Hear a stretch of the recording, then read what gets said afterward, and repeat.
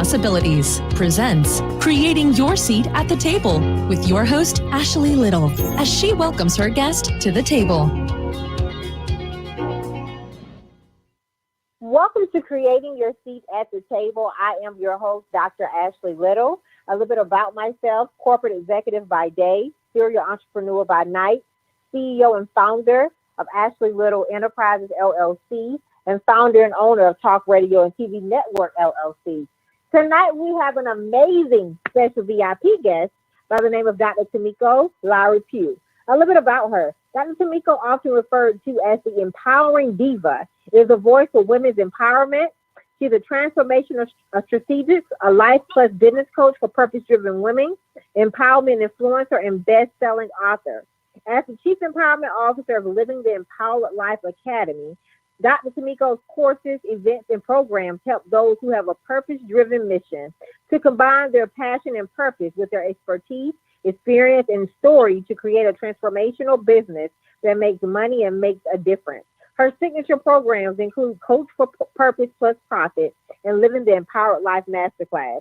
Dr. Tamiko serves as the host of Living the Empowered Life podcast, where she shares inspirational interviews, tips, tools, and resources that move you forward in life and business.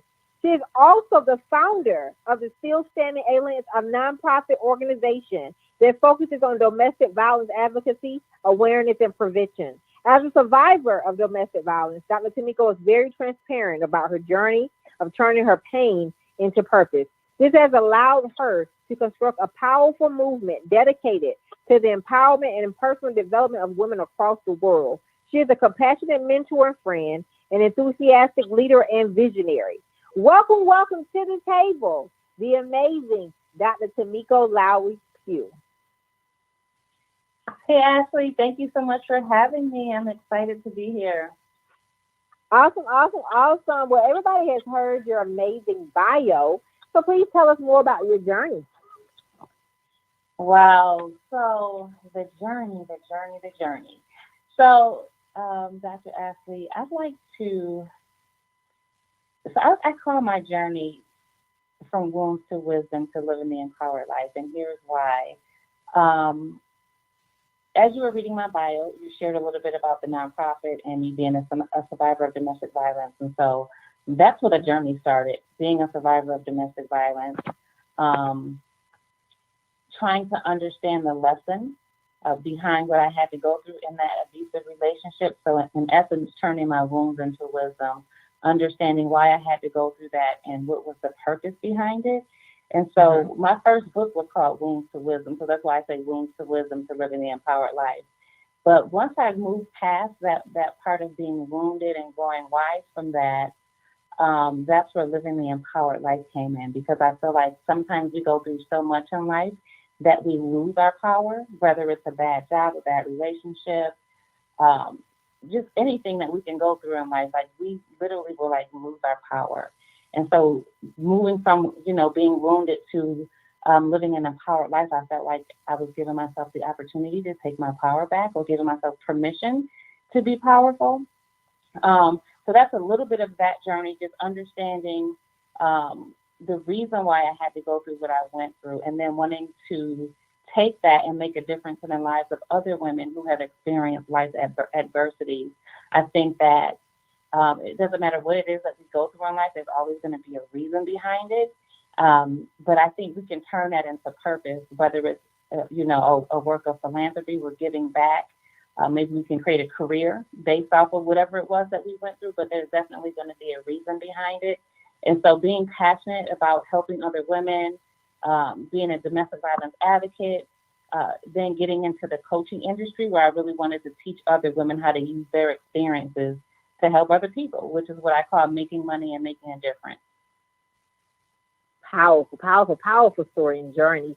And, you pretty much answered your passion for why you are passionate about changing and transforming women's lives. So what are some strategies, Dr. Tamiko, you would give to listeners to turn their pain into purpose? For those listeners that might be having some things going on right now, they're not really sure their next step.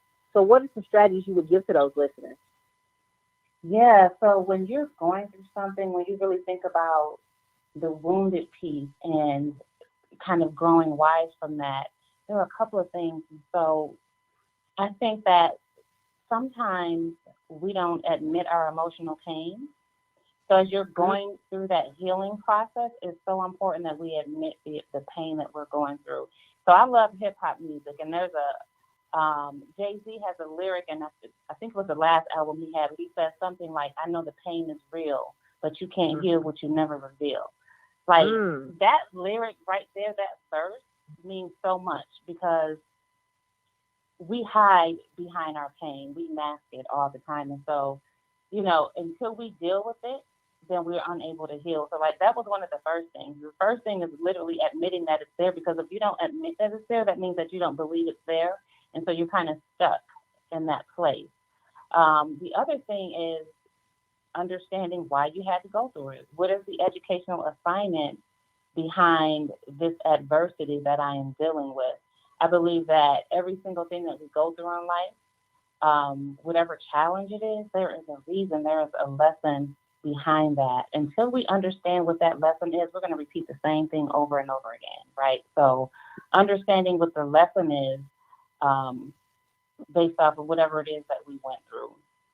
And so just viewing everything that you go through as an educational assignment. And then the other thing I would say is really embracing the new person that you are called to be. I think that there's a Bible verse, and I cannot think of it right now, but it talks about I'm creating something new in you. And I think that we have to learn how to embrace the new person, the new, stronger version of us that God has created us to be. And that's when we take our power back. Embracing a new person, right? And so why do you think a lot of people hide behind their pain, though? Some people, they can't get past that, right? They're always using it as an excuse. Yeah, I think sometimes we get caught up and stuck in the victim mentality. And when we're stuck in that victim mentality, we don't give ourselves permission to grow. We don't give ourselves permission to heal. And sometimes it's a safe space to be in because that's what you know. And it's a safe space to be in, and it's easier to mask what it is that you're going through rather than face it head on and try to actually heal. But I think we just get comfortable in that space, and we get comfortable with masking what's happening with us because I just thought of something else, the work.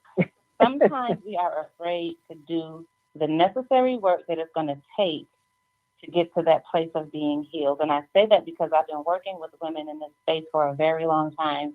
And one of the things that always stands out is they don't want to do the work.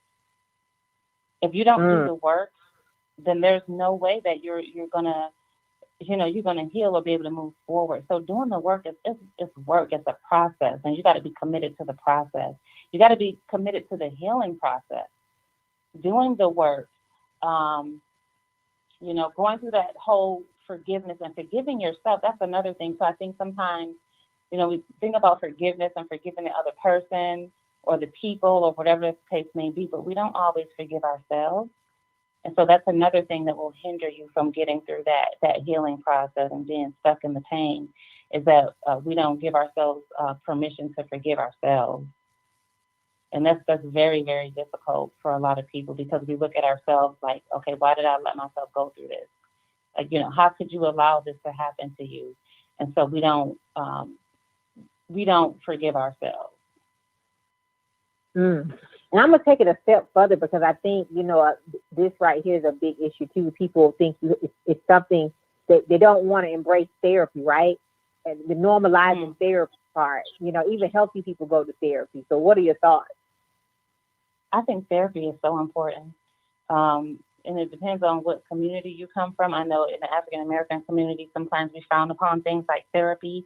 And I'll just give an example of my personal circumstances. I remember going through domestic violence and thinking that, getting ready to go to therapy. And people are like, oh, girl, you don't need therapy. That's what your girlfriends are for.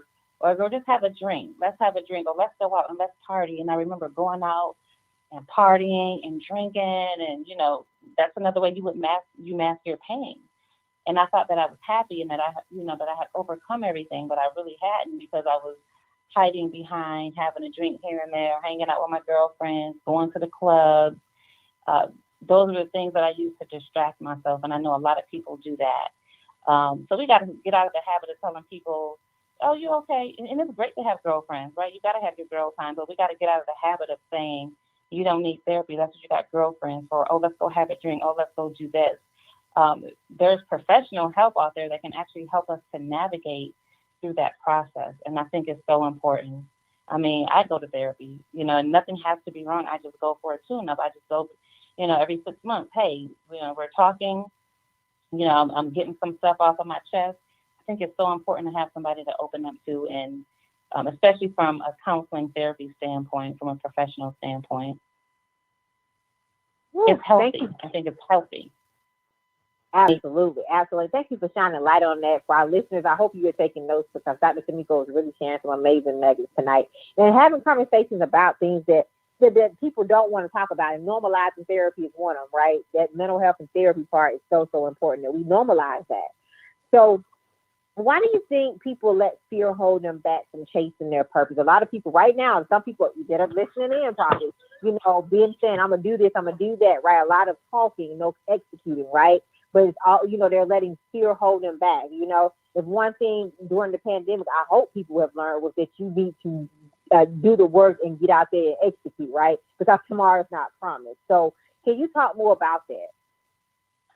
Oh, yes, this is one of my favorite topics. Fear and purpose are like two of my favorite topics. So, because it's something that I've experienced firsthand. And so when we talk about fear, you said it's preventing people from moving towards their purpose, and it's the truth. I think fear is one of the most common emotions that people walk around with. And the interesting thing is, fear is so common that people would rather be stuck in their fear and we learn how to function in it instead of trying to figure out where did it come from. Like we're just like, oh, we just have this fear, but we have no idea where it came from. And so sometimes we rather be stuck in these situations. They're destructive situations. They're not productive situations. We're stuck in these situations rather than, being able to pursue those blessings or the purpose that's on the other side of fear. And so our breakthrough is on the other side of fear, right? Our purpose is on the other side of fear. But what it does is it just keeps us stuck. And so I'm going to give a quick example because all I know how to do is share my personal examples or people that I've worked with. So I'll give an example of fear. When I wrote my first book, Wounds to Wisdom, I'm Still Standing. It took me 3 years to release the book because I was afraid. I was like, I had all these fears, like, who am I to write a book? Who's going to read the book? Who's going to Who's going to buy the book? Oh my gosh, my family's going to be upset because I had to go deep and really get to the root of my issues. And I had to share some of these generational curses and people are going to be upset with me, and who does she think she is anyways to write a book? So these are all the fears that I had. And I remember when I had the book signing, I was like, all these people. And I'm like, where do all these people come from? And I remember we sold out of books. And that was one of the biggest fears, like who's going to come to the book signing? And so I say that to say this, every single thing that I feared was going to happen didn't happen, right? So the book signing was filled to capacity, standing room only, sold out of the books that day. And a few months later, it became an Amazon #1 bestseller. And so I say that to say this, fear is not real. We create the fear. Imagine what would happen if you didn't even create that fear. Like, what would happen if that fear wasn't there? You would just go ahead and pursue your purpose. You would pursue that thing that you've been wanting to do. You would write that book. You would start your business. You would do the purposeful work that you are called to do. And so I think that sometimes we actually create the fear. So I've done a lot of research on this topic. One more thing I wanted to share is that when we're born, we're literally born with like two fears. And I think one is the bright lights. We're born with the fear of like bright lights and loud noises. And I think the other one is the fear of falling. But all those other fears that we have, it comes from our limiting beliefs, what we were taught growing up, life experiences. So I just say, imagine if the fear wasn't there. Imagine if it wasn't there. What would you actually do? What would you be doing right now with your life? Imagine if the fear was not there for our listeners that are listening. What would you be doing? Because I'm so glad that you spoke on more of that because a lot of people are sitting here right now, right, and they're letting it hold them back because they're afraid of what people might say, what people think, what dream killers in their life. And so your destiny and testimony is on the other side of just doing it, right? Whether it's perfect or not, it's not going to ever be perfect. Absolutely. Yes. Our fears, they're immobilized. They'll keep us stuck, right? They'll keep us from making important decisions. And we're like, what if, what if, what if? Like, I think that fear causes us to keep saying, what if, what if, what if? Well, what if what happens? What if the bad thing doesn't happen, right? And everything goes the way it should be. So, at the end of the day, we got to face those fears or pretend that it's not even there. Absolutely, just do it. So, you have an amazing coaching program. So, tell us more about your program, Coach for Purpose Plus Profit. And then let's talk about your Living the Empowered Life Masterclass for those people who might need that extra push, need that accountability person, need that coach because everybody need a coach. Even Oprah has a coach. So, let's talk about your coaching program. Yes, everybody should have a coach, a mentor, all of that Mm-hmm. stuff, anything dealing with personal or professional development. But Coach for Purpose and Profit, it is one of my signature coaching programs. So I really believe that there's these three pillars of success. Well, I consider these the three pillars of a successful business or successful life. And so the first one is passion, the second one is purpose, and the last one is profit. And so that's where Coach for Purpose and Profit comes from, because it's merging your passion and your purpose together. And so passion, when you think about it, it's the things that you enjoy doing, right? What do I enjoy doing? What makes me feel good? What makes me happy? What makes me content? Like, these are the things that you're passionate about. And so when you think about purpose, your purpose is the reason behind your passion, right? It's the reason why you do what you do. Like, it's part of your calling. It's who you're called to be. And it's the thing that gives you fulfillment. When you live a purposeful life, you feel fulfilled. You feel complete. You feel like your life has meaning. And so merging your passion and purpose together is that's when you get the profit. That is the reward that you get when you combine your passion and purpose, profit, right? And so I think that when your passion and your purpose are in alignment, then that's when things will fall in place for you, per se. And so Coach for Purpose and Profit is based off of those three principles or pillars. We help women to use the experience that they already have, the expertise that they already have, their story, their skill set, something that they're passionate about. We take that, merge it together, and create a transformational business. And typically it's going to be your coaching business because you have the answer to someone's problem. Like, I believe that you have the answer to someone's problem. It's your life experiences, again, your expertise, your story, all of that is the answer to someone's problem. And so we help you to pull that together and build a transformational coaching business that makes money and make a difference, right?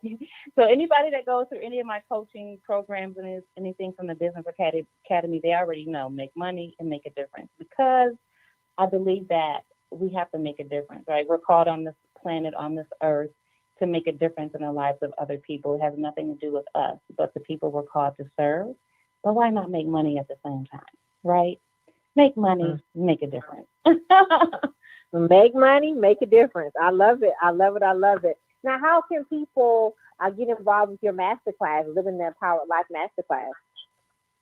Yeah, so the Living the Empowered Life Masterclass, we actually host that. It's a 6 weeks. It's a 6-week masterclass. And we go over the 6 principles of living an empowered life. It's only offered twice a year. It's offered in the beginning of the year and then again in June, and then we have a wait list. But you can go to my website, tamikolori.com/work with me, and you'll see the information, and you can actually get on the wait list. For those who don't want to be on the wait list and they want to just go through the program one-on-one, we can also do that as well. And that information is on the website. If you have a group, a church ministry, or a women's group that you want to go through the Living the Empowered Life Masterclass, we can do that as well. So we tailor it to your specific group. And so Living the Empowered Life Masterclass, we actually go over the empowerment formula. And the empowerment formula is the 6 steps to living an empowered life. And it encompasses fear, what we just talked about, right? So the first principle is the fear factor, and then living a life of purpose. Knowing your values, becoming a goal-getter, having ultimate self-confidence, and then the 6th principle is walking in your authentic power. So those are the 6 principles that we cover in detail to make sure that you're able to apply all of those to your life.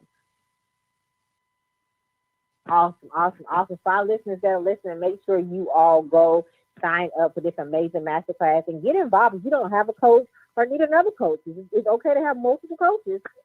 Definitely. It is. I believe in that. I mean, I have a life coach, my personal development coach. I have a business coach. I have a marketing coach. We have a marriage coach. You know what I mean? So we have coaches. We believe in coaching and therapy in our household. So we have them in every area of life pretty much. I have a health coach. Well, my fitness person. So, yeah. Yes. So how can they, when they go, did you sign up for your coaching program, can they go to your website, Dr. Tamiko, to do that? Yes, go to my website. And so when you go to my website, when you go to TamikoLaurie.com, click the button that says Work With Me. And when you scroll down, so it tells you about all the different programs, but when you scroll down, at the bottom, it gives you the opportunity to request a complimentary strategy session, empowerment breakthrough session. And during that session, we get to kind of go over the vision you have for your life, your goals. It's full of value. You're going to walk away with a homework assignment. It's a complimentary session, but you're still going to walk away with value. You're going to walk away with a homework assignment because whether you work with me or not, I still want to make sure that I give you some action steps to move forward with. But during that session, that's when we kind of decide if we're a good fit for one another and which coaching program is going to be a good fit for you, because maybe living the empowered life, maybe that's not a good one. Maybe that might not be the best one for you. You might just need accountability. So that gives me the opportunity to decide what exactly you need so I can serve you the best. Awesome. So make sure you all go to her website and sign up now. Get involved. Dr. Tamiko is definitely somebody to know and connect with. So let's talk more about your podcast, Living the Empowered Life podcast. Let's talk about, how can people become a guest and some of the things that you talk about on your podcast. Yeah, so Living the Empowered Life podcast, as you can see, everything I do is living the empowered life. Yes. But Living the Empowered Life podcast, I have been wanting to do this for years, and finally during COVID, I finally launched it. And it's really a podcast very similar to what we're doing right now. We're sharing inspirational information.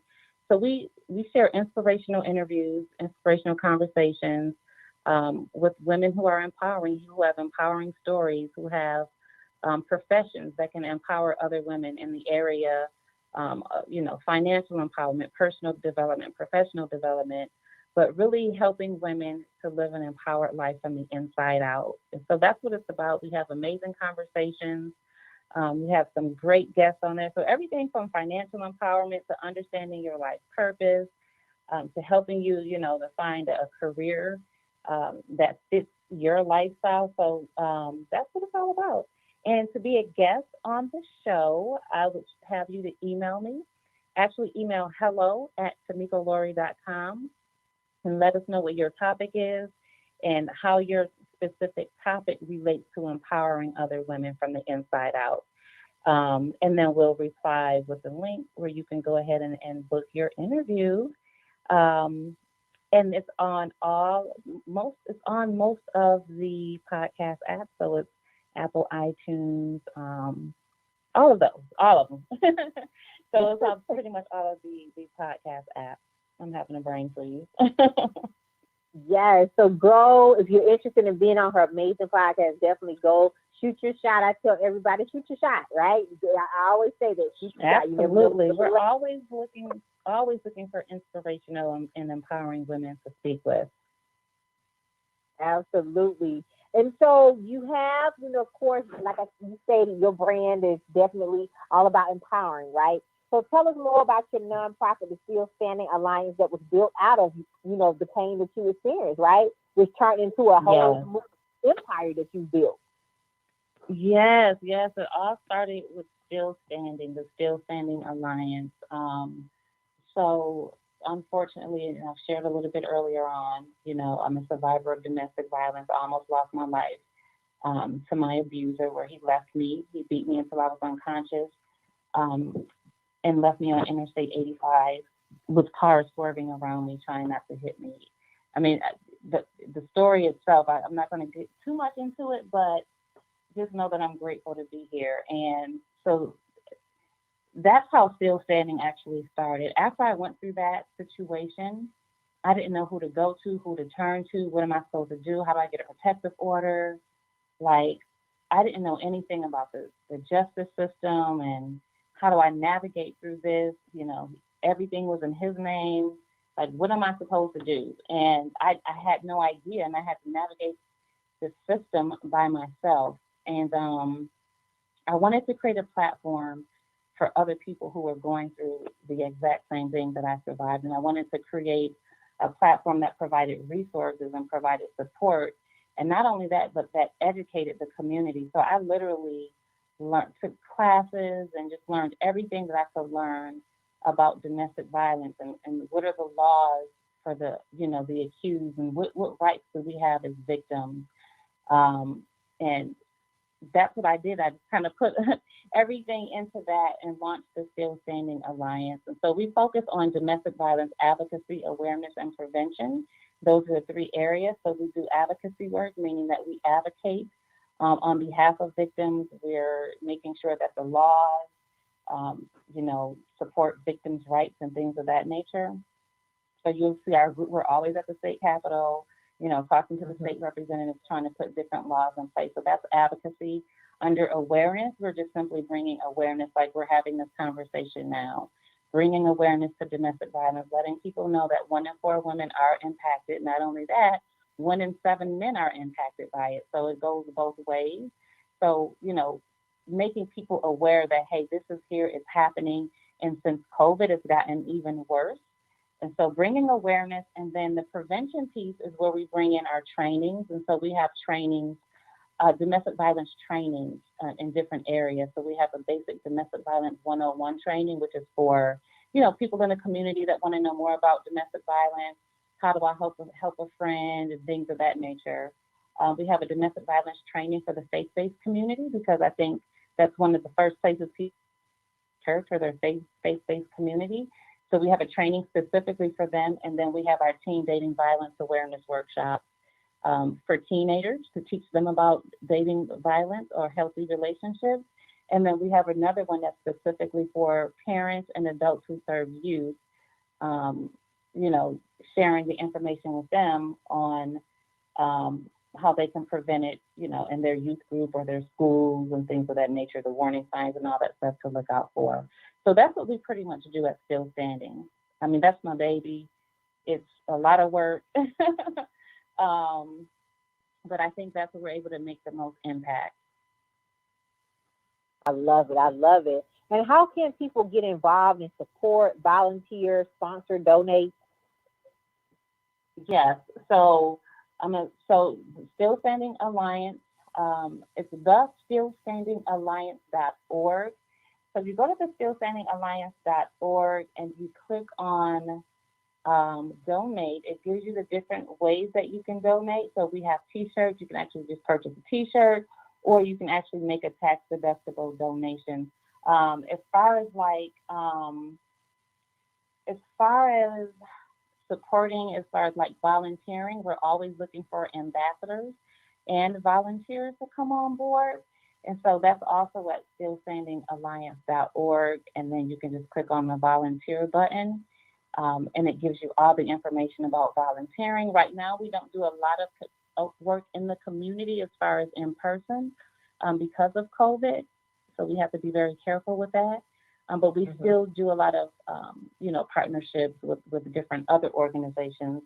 But we're always needing ambassadors. And ambassadors You may not live in the same city as us, or the same state, or the same country. But as an ambassador, you get domestic violence 101 training, and you're able to. We teach you how to actually represent us when we can't show up for certain things. So as an ambassador, you get all the educational materials. It's almost like you are a member of the Still Standing Alliance group. But we teach you, our mission statement and all that stuff. So let's just say you're in the UK and we need a representative over there as an ambassador. We actually have ambassadors over there that speak on behalf for us. Wow, wow, wow. So amazing. And thank you for just using what you went through to come back to help other people, right? To not have to go through that. So that's amazing. That is so, so, so amazing. Thank you. So make sure you all are supporting Dr. Kimiko. Definitely get involved in her nonprofit as well. And so I asked all of my guests this question, Dr. Kimiko, and you can help many people, thousands of people, create their seat at the table, and you created multiple tables for yourself. So how did you create your seat at the table? Oh, that's a good question. Let me think. How did I create my seat at the table? So here's what I did to create my seat at the table. There are so many people in the women's empowerment industry, and I always wanted to be on somebody else. I want to be on so-and-so stage. Like my goal was to be on stage with all these different people, and I've had the opportunities to do that. But when you create your seat at the table, and I've heard people say you have to bring your own chair or bring the whole table or bring your own table, I brought my own table, and I brought my own table and my own chair. That's how I created my seat at the table and created my own platform. So instead of looking for other people to invite me to their platform, I created my own platform with Living the Empowered Life. But with Living the Empowered Life, it's a platform where I'm able to bring other women to the table as well, and help them to develop and grow their own platforms. So I think at the end of the day, it's all about us. We have a platform or we have a table, not being afraid to share that with other people so that they can actually create and build theirs. Amazing, amazing, amazing. And yes, you have. I've been following you for a long time, right? And you definitely have. So thank you for all you have done for others. And that's what it's about, right? It's about creating tables for others as well. And so it is. I would just what you. Oh, go ahead. I'm sorry. Go ahead, Dr. Kimiko. No, I was just gonna say just what you're doing now. Even with these interviews and helping other people to share their tables, and you're actually creating a space for other people. So I was going to say thank you for that. You are welcome. You are welcome. So that's what it's all about, right? It's all about that we all can win. That we all can win. It's definitely no competition. It's always collaboration, right? So what are your thoughts on that? Collaboration over. Yes. Yeah, so I will say this, collaboration is great. It just has to make sense, right? Collaboration over competition, but I just believe, so, one of the things I always say is that empowered women empower other women. And we should not be afraid to do that. We shouldn't be afraid to partner and collaborate with other women, especially if we have very similar missions and visions and things of that nature. I think that supporting other women is important, and the success of the success of other women should actually be our inspiration. We should be inspiring one another and really lifting each other up. And so I'm really big on empowering other women. Yes, collaboration over competition, but for me, it definitely has to make sense. Our purposes have to be aligned, like the vision and the mission. And most definitely, we can collaborate. Absolutely, absolutely. Thanks for shining light on that for everybody that's listening. Do not be afraid to collaborate, right? And yes, it does have to make sense. I do agree. And one other thing I wanted to say too, is her success is not your failure, right? Mm-hmm. Somebody else succeeding is not my failure. It's actually success on both parts. And so just kind of think about that too. Keep that in mind. Her success is not your failure. Her success is not your failure. And speaking of that, I always ask my guests this question: What did your lessons teach you? Instead of me saying failure, I say lessons. So what did your lessons teach you on your journey? Oh, my lessons taught me to be more authentic to myself and be true to who I really am. When I first started out, I tried to imitate other people and just imitate things. But at the end of the day, people like you for who you are. So being authentic and being true to yourself. I would say that's really the main thing is what my lessons taught me. I think everything that I've gone through in life, the things that, those adversities, I think they were because, I'm not going to even say think, I know they were because I wasn't being authentic and I wasn't being true to who I really was as a person. From experiencing domestic violence to being, in careers I didn't like, relationships, friendships, all of those life lessons, at the end of the day, it was because I was not being true to who Tamiko really was. So walk in your authentic power. Walking in your authentic power means that you're being true to who you are, who God has called you to be. And you might not have to, you're still going to go through some stuff, but it probably is not going to be, as bad as if you were not authentically being yourself. Absolutely. And so what did success teach you? Because you're very successful. Yeah. So, wow. So success has taught me gratitude, for one. Always being in the place of gratitude, because everything that we have can be taken away from us very quickly. So having gratitude and just making sure that I'm always serving. So having, an attitude of gratitude and serving. I think success serving has a lot to do with being successful as well. Like your level of success is going to be based on your level of serving. People always ask me, how do you sell coaching? How do you sell what you do? I don't sell, I serve. And in your serving is when people want to actually work with you. So having, an attitude of gratitude. So having gratitude in the spirit of serving. Absolutely. Those are the things that it's taught me. Absolutely. Serve your way to the top, right? Serve your way to the top. A lot of people miss that part about serving, servant leadership. So important. And thanks for shining a light there, because that's the key. That is the key. So we are in the third quarter, get ready to go into the fourth quarter, not too far from it. So what can we expect from Dr. Tamiko the rest of 2021? It's not about how you start, it's about how you finish. So how are you going to finish 2021? You know what? I love this question. So right now, how I'm going to finish 2021. We're closing out the year with our final Coach for Purpose and Profit. Our last program starts the first week of October. And then after that, honestly, I have lacked self-care for a very long time. So come third quarter, I won't be doing anything but traveling and indulging in self-care and preparing for 2021. So that's how I'm going to close out. I don't have anything like, ooh, powerful, nothing like that. The only thing I can say is this has been a great year. My business has been consistently bringing in revenue, even in spite of the pandemic. So I'm grateful for that. So we're just revamping some stuff. But your girl is going to rest because I'm tired. Self-care. So I will be implementing self-care for the third quarter. And thankfully, my business allows me to do that, right? It allows me to just take those 3 months off and focus on myself.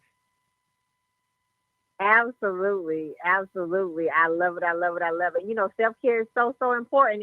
And I'm excited to see all the great things you're getting ready to do as you finish up 2021 strong. And before we leave, I definitely want you to just speak a little bit about the importance of that self-care, because a lot of people miss that balance, right? I know sometimes you never probably will ever get a great balance, but having that self-care is definitely key to being successful. Can you speak a little bit about that? Yes. So especially if you're an entrepreneur, if you're a servant leader, self-care is so vitally important, because we cannot serve, as they say, from an empty cup. And so if you're empty, you don't have anything to give anybody else. So self-care is important. Self-care could be as easy as taking 5 minutes before you start your day to do your prayer or meditation, or doing yoga, or working out.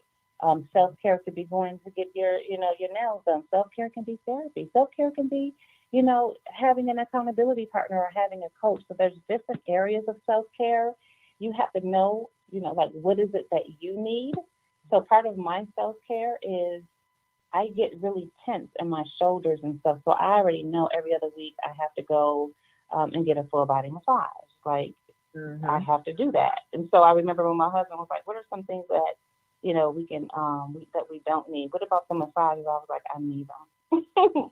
I need my massages. So just being able to really take care of yourself, because we're called to serve, and we cannot serve if we don't take care of ourselves, mentally, physically, and spiritually. Absolutely. Mentally, physically, and spiritually. So if you're not making time for self-care, for listeners that are listening today, get started making time. And it could be as simple as not answering the phone. Okay? And self-care, self-care. And it could be as simple as saying no to someone. Yep. Unapologetically saying, no, I can't do that. Because that used to be my problem. I used to say yes to everything. And just learning how to say no, because I didn't want people to be upset with me. But being able to say no unapologetically, because we say yes to things that have nothing to do with our purpose, it doesn't serve us. We just saying yes just to be saying it. So, and that goes with setting clear boundaries. Now you done started me wanting to keep talking, but it goes to being able to set boundaries. That's part of self-care, right? Setting boundaries. Yes, over helping people. Like, we want to just help everybody. You can't. Absolutely, and that's so key. So for everyone tonight, I hope you have received these amazing nuggets that Dr. Tamiko has definitely shared tonight. And definitely make sure you make time for your self-care. Make sure you get you a coach, multiple coaches, okay? Coaching is essential to being successful. You can't do this alone. You cannot do this journey alone. And so, Dr. Tamiko, please tell our listeners how they can follow you and support you and book you on all social media platforms. Absolutely. So it is Tamiko Lori Pugh on all social media outlets, and then TamikoLori.com. You can find all the information on how we can work together. If you want to book me to be on your podcast, if you want to be on my podcast, or to deliver a keynote speech, all that stuff is at TamikoLori.com. Thank you so much for having me, Ashley. I really appreciate it. You are welcome, and thank you for taking time out of your very busy schedule to come to the table tonight. This has been an amazing interview, and I cannot wait to invite you back. Absolutely. I'm looking forward to it. Thank you so much.